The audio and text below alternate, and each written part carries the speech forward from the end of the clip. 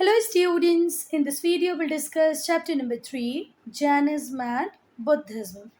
बेटा ये दोनों ही रिलीजन बहुत ज़्यादा इन्फ्लुएंशियल रिलीजन है। इनके फॉलोअर्स सिर्फ आपको इंडिया में ही नहीं मिलेंगे बेटा, बल्कि के पूरी दुनिया में, पूरे वर्ल्ड में मिल जाएंगे। आज इस वीडियो में हम लोग देखेंगे कैसे जैनिज्म एग्जिस्टेंस में आया, फिर कैसे बुद्धिज्म एग्जिस्टेंस में आया, वो कौन लोग थे जिनकी वजह से जैनिज्म इतना ज़्यादा पॉपुलर हुआ कि आज पूरे वर्ल्ड में हमें जैनिज्म बुद्धिज्म के फॉलोअर्स मिल जाएंगे। ठीक है, इनकी फ़िलासफ़ीज़ में क्या सिमिलैरिटीज़ हैं, इनकी फ़िलासफ़ी में क्या डिफरेंसेस हैं, किस तरीके की इनकी प्रैक्टिसेस हैं, ऑल इन ऑल सब कुछ इस वीडियो में हम डिस्कस करेंगे। बेटा अगर आपने लास्ट चैप्टर्स के वीडियोस देखे होंगे तो आपको पता होगा कि आर्यंस कौन थे। ठीक है, जो आर्यंस थे वो इंडिया में आए। इंडिया में आकर उन्होंने अपने सेटलमेंट्स को यहाँ पर एस्टेब्लिश किया और फिर 6th सेंचुरी बीसी में इन्होंने ईस्ट वर्ड एक्सपांशन चालू किया है। बेटा ये हमारी कंट्री का ईस्ट है, ये वेस्ट है, ये नॉर्थ है और ये साउथ है। तो इन्होंने धीरे धीरे धीरे करके अपने आप को एक्सपांड करना चालू किया टुवर्ड्स ईस्ट। अब ये ईस्ट की तरफ जा रहे थे। ठीक है, जैसे जैसे कोई भी सेटलमेंट बड़ा होता है बेटा, या कोई भी इकॉनमी जैसे जैसे बड़ी होती है तो हम उसमें बहुत सारे सोशल चेंजेस देखते हैं, बहुत सारे इकोनॉमिक चेंजेस देखते हैं, साथ ही साथ पॉलिटिकल चेंजेस भी आते हैं। ठीक है, कोई भी यूनिट, भले ही वो विलेज हो, सिटी हो, जब वो छोटी होती है तो चीज़ें अलग तरीके से वहाँ पर होती हैं। जब वो धीरे धीरे करके अपने आप को एक्सपांड कर लेती है, बड़ी हो जाती है, तो चीज़ों में चेंजेस आना स्वाभाविक है, मतलब नेचुरल है। तो यहाँ पर भी देखा कि जैसे जैसे आर्यन सेटलमेंट ईस्ट की तरफ बढ़ रहे थे तो हमने देखा कि वहाँ पर बहुत सारे सामाजिक, आर्थिक और राजनीतिक परिवर्तन आए। सोशियो मतलब सामाजिक, इकोनॉमिक मतलब आर्थिक, पॉलिटिकल मतलब राजनीतिक। कुछ जगह पर हमने देखा सोसाइटी में ट्राइबल पॉलिटिकल ऑर्गेनाइजेशन के ट्रेड्स थे। ठीक है, साथ ही साथ हमने देखा कुछ दूसरी जगहों पर किंगडम्स का राइज हो रहा था, बड़े बड़े राज्य बन रहे थे। मटेरियलिज्म भी आ रहा था, स्पिरिचुअलिज्म भी था। मटेरियलिज्म का मतलब होता है भौतिकवाद। जब आप ये बिलीव करने लगते हो कि आपके आसपास जितनी ज़्यादा चीज़ें होंगी, जितना ज़्यादा पैसा आपके पास होगा, आपकी लाइफ उतनी ज़्यादा अच्छी होगी। स्पिरिचुअलिज्म मतलब पैसे वैसे का कोई रोल नहीं है हमारी लाइफ में, अध्यात्म में बिलीव करो। जितना ज़्यादा आप योग करोगे, ध्यान लगाओगे, है ना, उतना ज़्यादा आपकी लाइफ ज़्यादा अच्छी हो जाएगी। तो ये दोनों ही चीज़ें उस टाइम में साइड बाय साइड चल रही थी। बेटा ये जो लिखा है ना ट्राइबल पॉलिटिकल ऑर्गेनाइजेशन, इसका मतलब होता है आदिवासी राजनीतिक संगठन।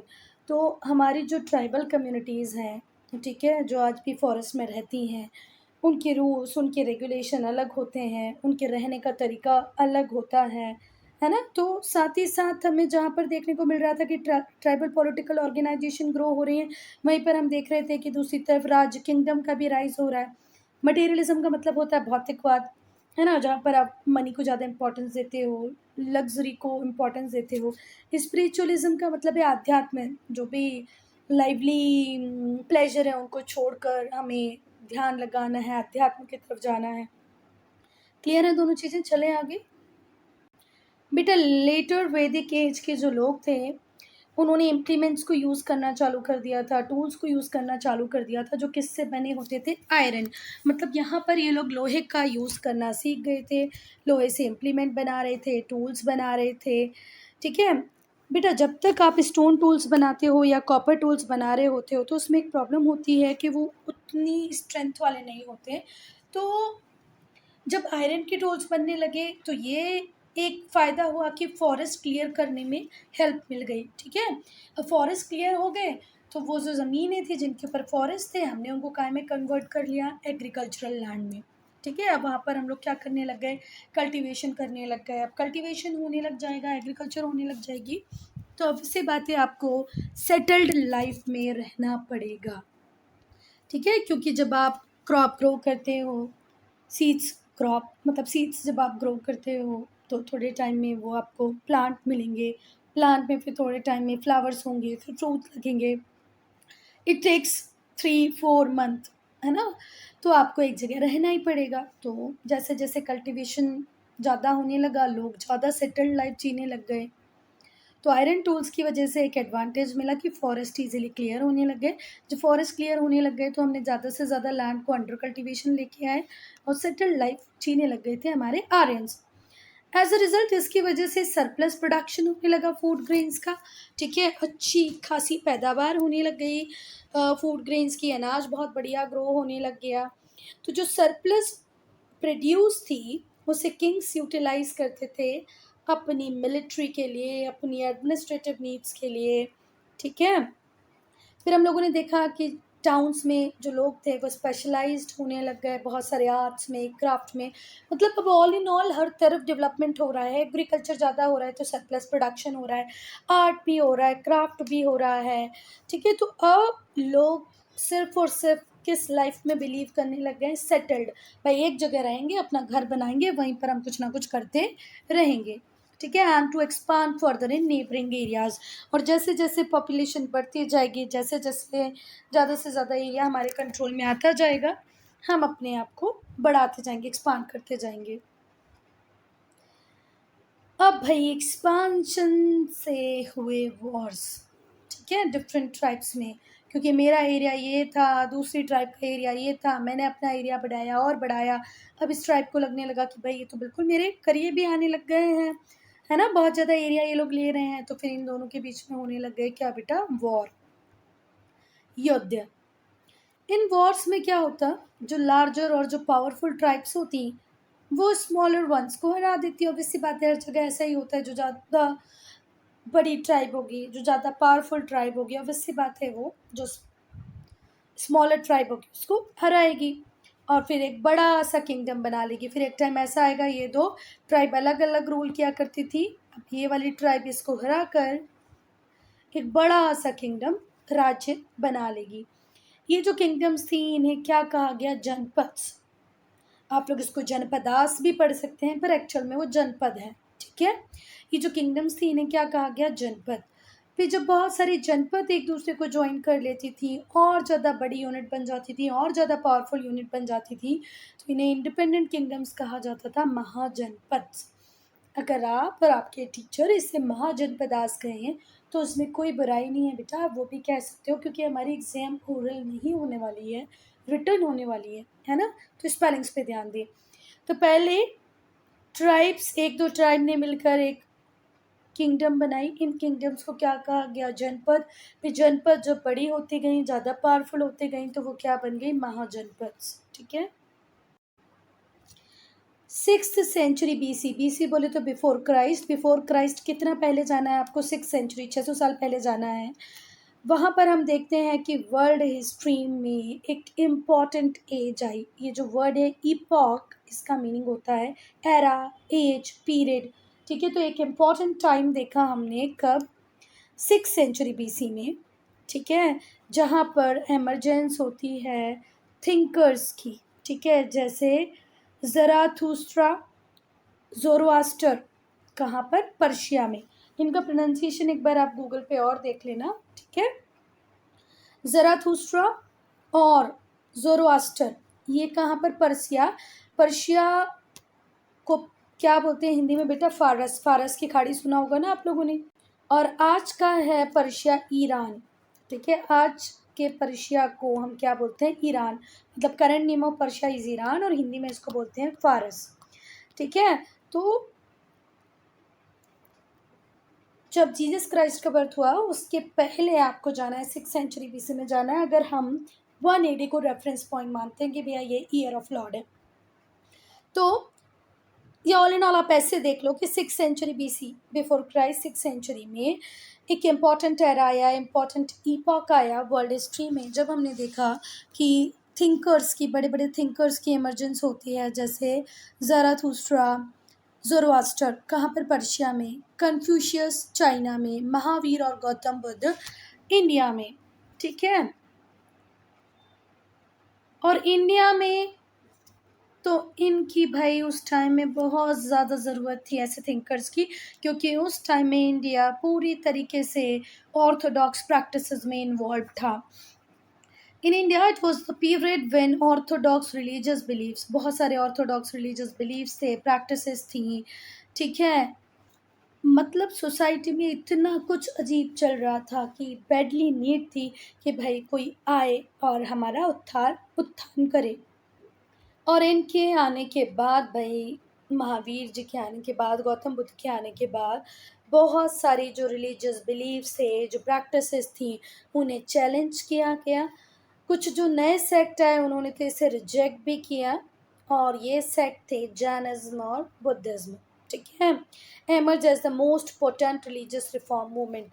तो मैं वही बात आपको बता रही हूँ कि बेटा, जब इंडिया में महावीर गौतम बुद्ध आए तो ये वो टाइम था जब हम ऑर्थोडॉक्स प्रैक्टिसेस में फंसे हुए थे, रिलीजियस प्रैक्टिसेस में बहुत सारे एवल्स आ गए थे।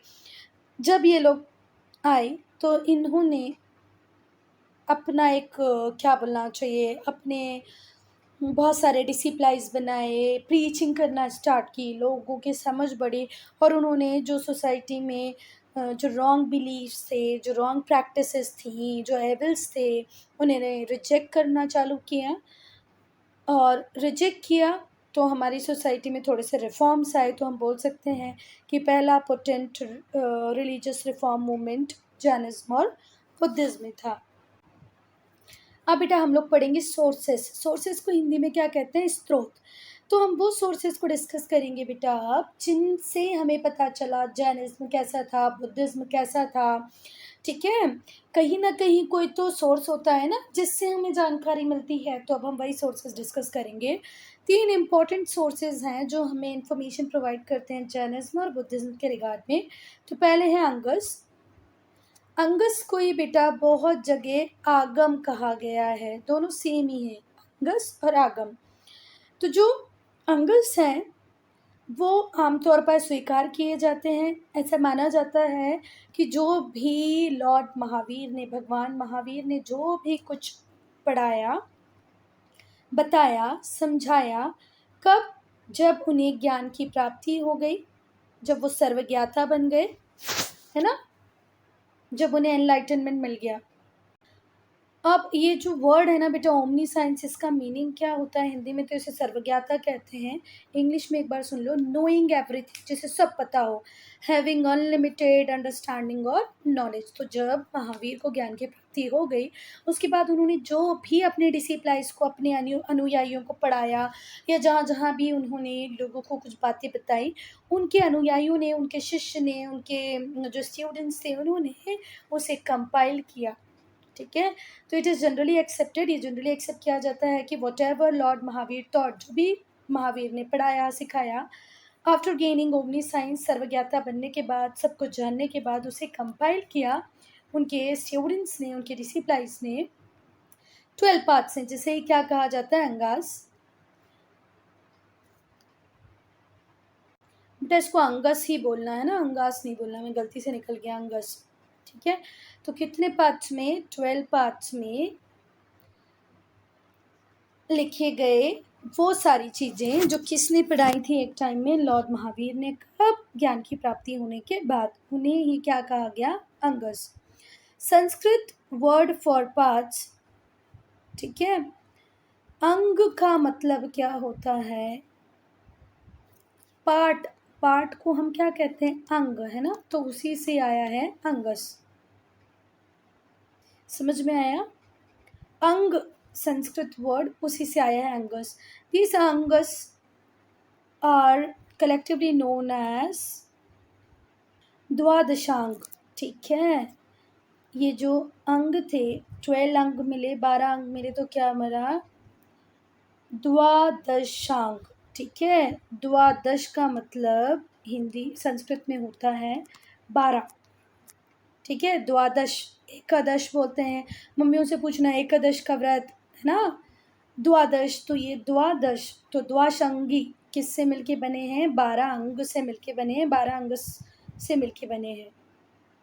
और बेटा ये जो द्वादशांगी हैं, जो 12 अंगों से मिलके बने हैं, अंग से मिलके बने हैं, उनमें से जो सबसे इम्पोर्टेंट है, जो सबसे फोरमोस्ट है, वो है आचरांग सूत्र। क्या है? देखो इसको हिंदी में कैसे लिखते हैं मैं बताऊं। आचारांग, आचार अंग मतलब कैरेक्टर की बात है यहाँ पर। आचार अंग सूत्र है। एक और वेल नोन सूत्र है, उसकी बात करेंगे अब। व्याख्या, क्या है बेटा? व्याख्या प्रज्ञप्ति। ठीक है, व्याख्या प्रज्ञप्ति। यहाँ पर जरूर प्रज्ञप्ति लिखा है पर वो प्रज्ञप्ति है। ठीक है, जिसे पॉपुलरली भगवती सूत्र भी कहते हैं। तो फिर से ध्यान से सुनो, 12 अंक से बनी द्वादशांगी। द्वादशांगी में सबसे इम्पोर्टेंट है आचरांग सूत्र, दूसरा है व्याख्या प्रज्ञप्ति, जिसे यहाँ हम पॉपुलरली भगवती सूत्र के नाम से जानते हैं। अगर मैं आचरांक की बात करूं, भैया मैंने पहले बोला था आचार मतलब आपके कैरेक्टर की बात हो रही है, तो यहाँ पर ये किससे डील करता है? कोड ऑफ कंडक्ट से, जो जैन मंक को फॉलो करने पड़ेंगे। जो दूसरा वाला है वो जैन डॉक्ट्राइन की बात करता है कॉम्प्रहेंसिव मैनर में। तो समझ में आया बात? पहला किसकी बात करता है? कोड ऑफ कंडक्ट, कि आपका कैरेक्टर कैसा होना चाहिए, आपका आचरण कैसा होना चाहिए। दूसरा जो है वो जैन डॉक्ट्राइन्स की बात करता है।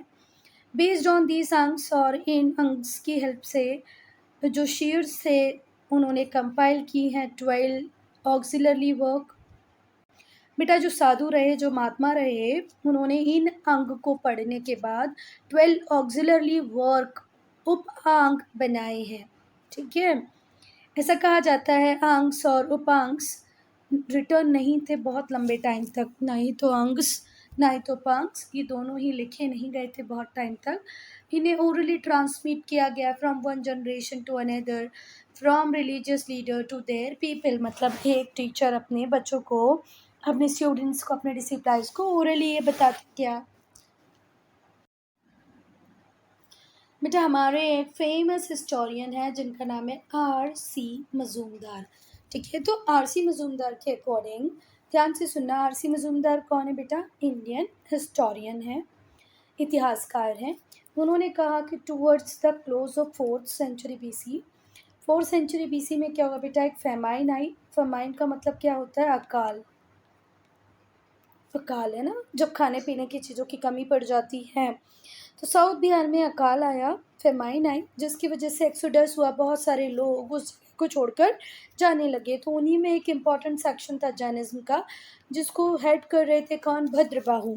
ठीक है, ये लोग कहाँ चले गए? साउथ इंडिया चले गए। फिर से ध्यान से सुनो, हमारे R.C. मजूमदार बहुत ही फेमस हिस्टोरियन, वो बताते हैं कि 4th सेंचुरी BC में एक फेमाइन आया साउथ बिहार में, जिससे मास एक्सोडस हुआ, बहुत सारे लोग उस जगह को छोड़कर चले गए।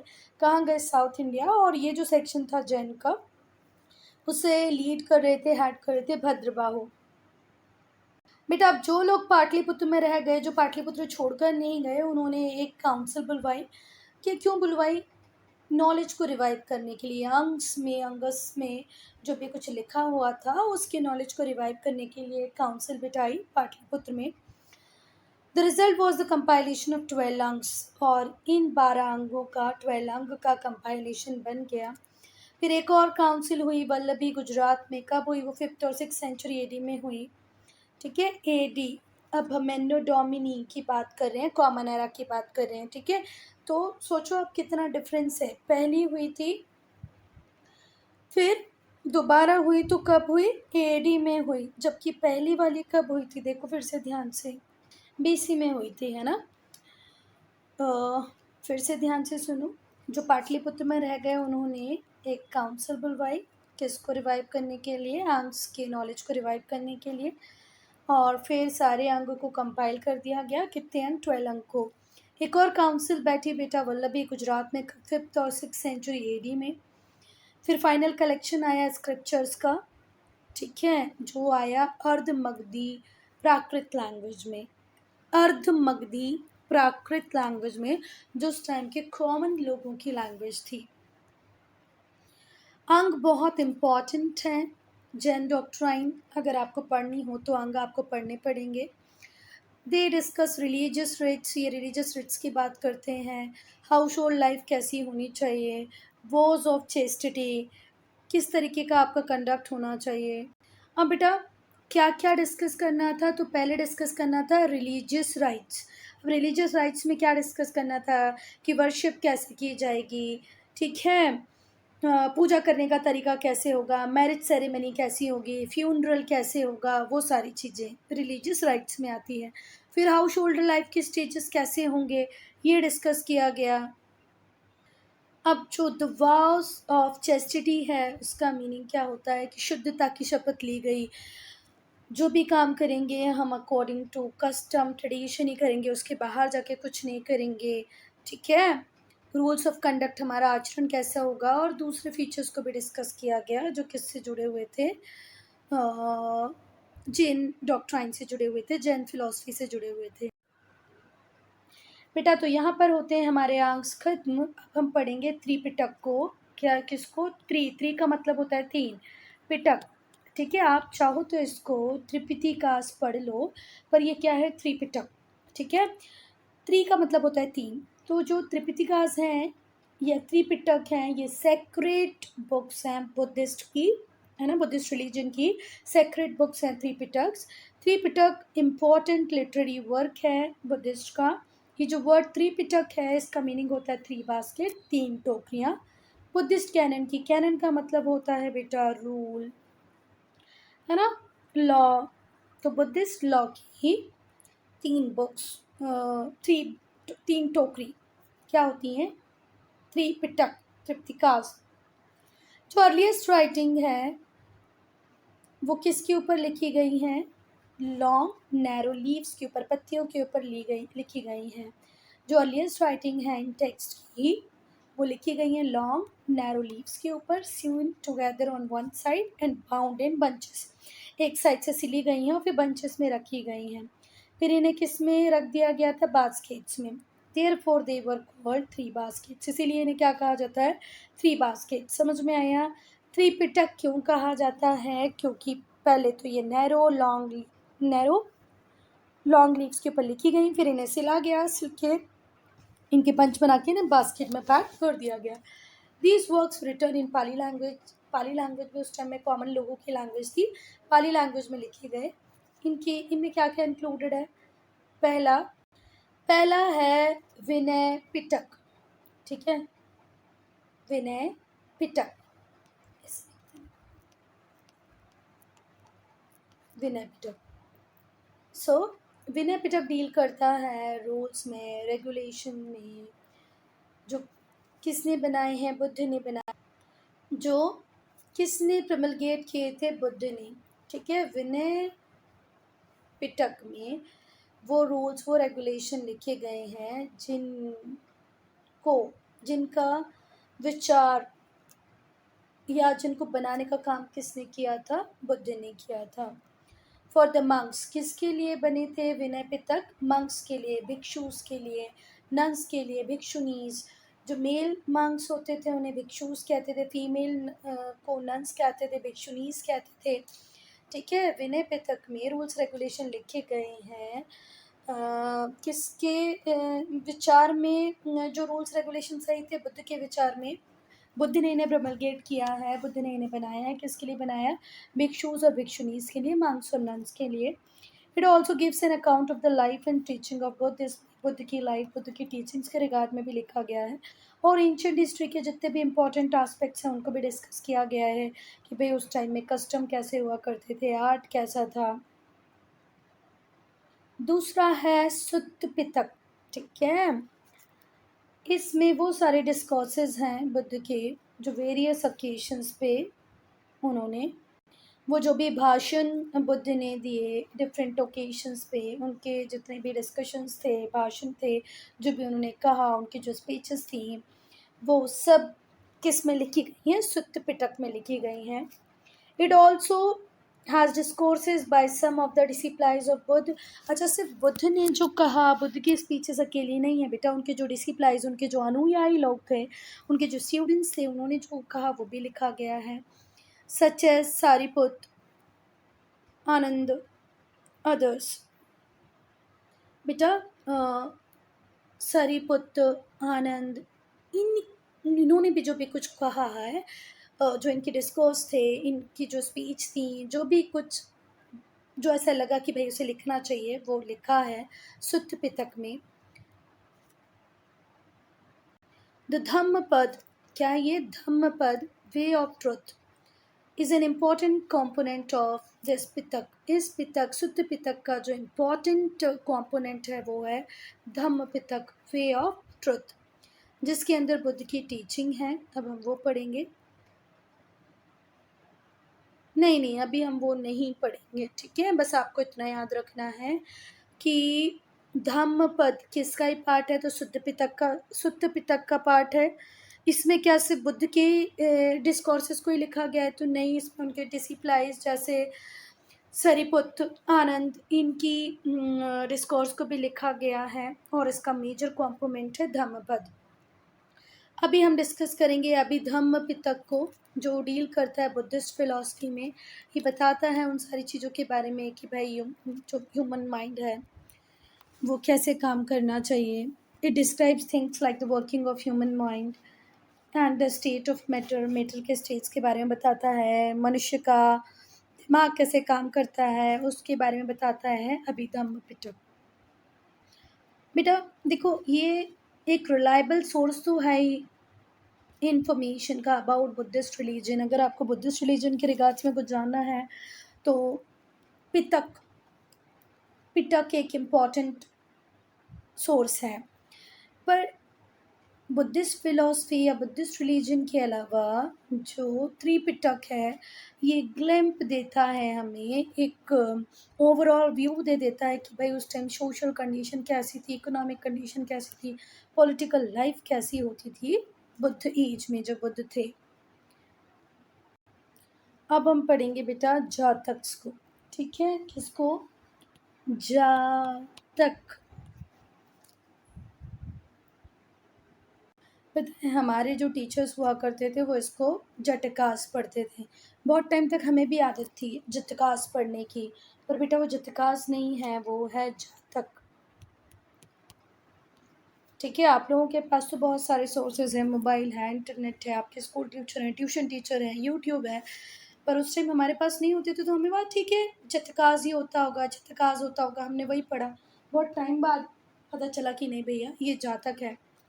Jatak refers to tales which describes the previous birth of Buddha. जातक वो टेल्स हैं, वो कहानियाँ हैं जो बुद्ध के प्रीवियस बर्थ की बात करती हैं।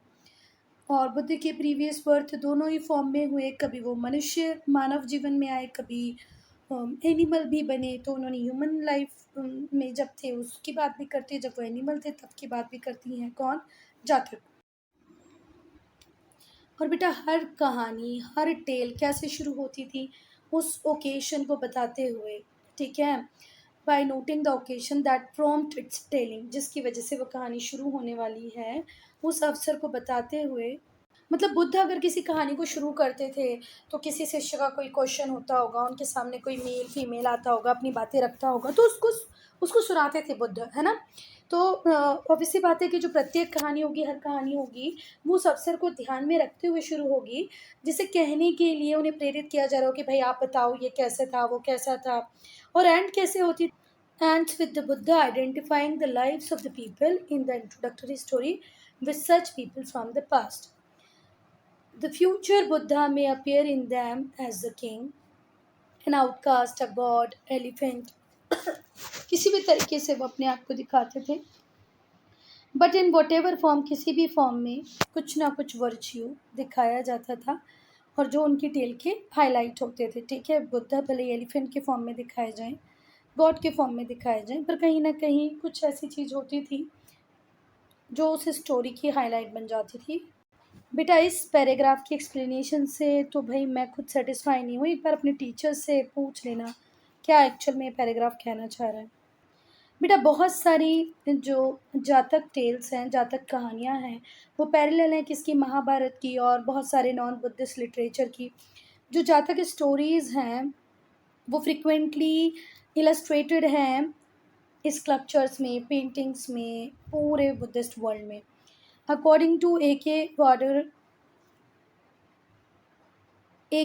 के अकॉर्डिंग जो जातक हैं वो प्रीकर्सर्स हैं बहुत सारी लीजेंडरी बायोग्राफीज़ की, जो किसकी थी? बुद्ध की, विच वर कंपोज एट लेटर डेट्स, इन्हें बाद में कंपोज किया गया। तो प्रीकर्सर्स मतलब इनसे बहुत सारे रेफरेंसेस लेकर के बुद्ध की बायोग्राफी लिखी गई बाद में. Although many जातक्स were written from an early period, बेटा बहुत सारी जो जातक हैं वो return from an early period में लिखी गई हैं जो डिस्क्राइब करती हैं बुद्ध की प्रीवियस लाइफ को. Very little biographical material about Gautam own life has been recorded. Gautam की खुद की लाइफ पे बहुत कम मटेरियल रिकॉर्ड किया गया है या हमें मिलता है. फिर भी जातक कुछ सिग्निफिकेंट लाइट या कुछ हम बोल सकते हैं एक कुछ क्या बोलना चाहिए सिग्निफिकेंट लाइट मतलब कुछ रोशनी इस बात की तरफ देती है कि भैया उस टाइम में राजनीति कैसी थी, सामाजिक व्यवस्थाएं कैसी थी, सोशल कंडीशंस कैसी थी, पॉलिटिक्स क्या थी, इकोनॉमिक कैसी थी, सोशल कंडीशंस कैसी थी 5th to 2nd century BC तक. फिर से मैं आपको एक बात बोलूँगी कि जो जातक कथाएं हैं उनमें गौतम की खुद की लाइफ के रिगार्ड्स में बहुत कम देखने को मिलता है, उनके पुराने जन्मों की बात ज़्यादा होती है. फिर भी हमें बहुत कुछ ये बता देती है उस टाइम में पॉलिटिक्स, इकोनॉमिक और सोशल कंडीशन कैसी हुआ करती थी. They also reflects Buddhist morals, Buddhist ethics और प्रिंसिपल्स के रिगार्ड्स में भी जातक कथाएं में बहुत कुछ बता देती है. अब हम पढ़ेंगे causes for the rise of Jainism and Buddhism part 2 में. Student, I am ending this video here. Only if you have any doubt, any problem, to write in comment section. And बेटा ये जो पैराग्राफ था इसका explanation मैंने proper नहीं दिया है तो ये एक बार अपने टीचर से कंसल्ट कर लेना.